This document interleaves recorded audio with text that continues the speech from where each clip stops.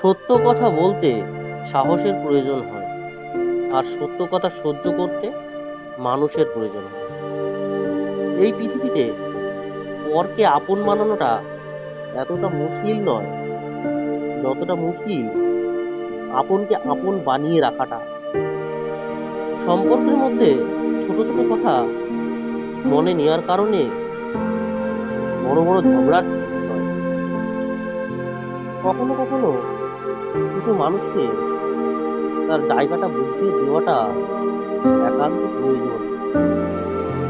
না হলে আসলেই কতটা তার প্রাপ্য আর কতটা বেশি পাচ্ছে তার তফাৎটা বোঝে না, আর সেই কারণেই মূল্যটাও দেয় না। বছরের শুরুতে শেখায় স্বপ্ন দেখা, আর বছরের শেষে দেখায় বাস্তবতা। বাস্তবতা কঠিন হলেও মেনে নিতে হয়। কিছু মানুষ শুধু হৃদয়ে থাকে, ভাগ্যে নয়। জীবনের সব থেকে বড় ভুল সেটাই যখন আমরা নিজেদের কোনো ভুল থেকে কিছু শিখতে পারি না।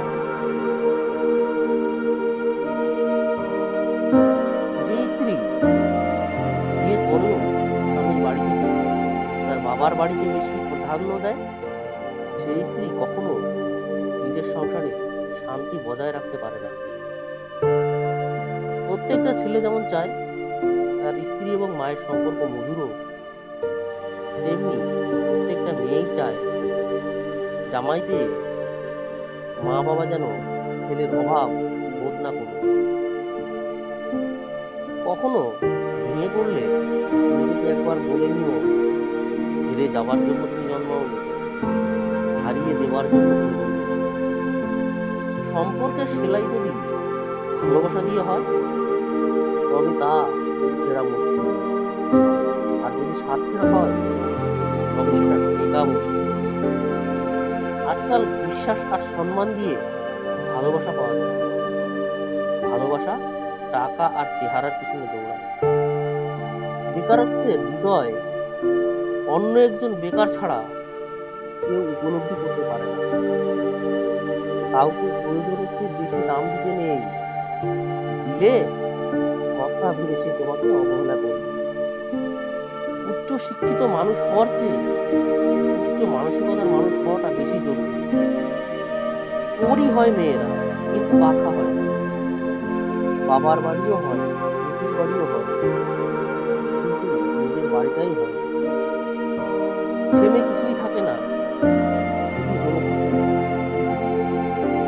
সমুদ্রের ঢেউ বারবার ফিরে আসে, কিন্তু যাকে একবার নিয়ে যায় তাকে আর কখনোই ফিরিয়ে দেয় না।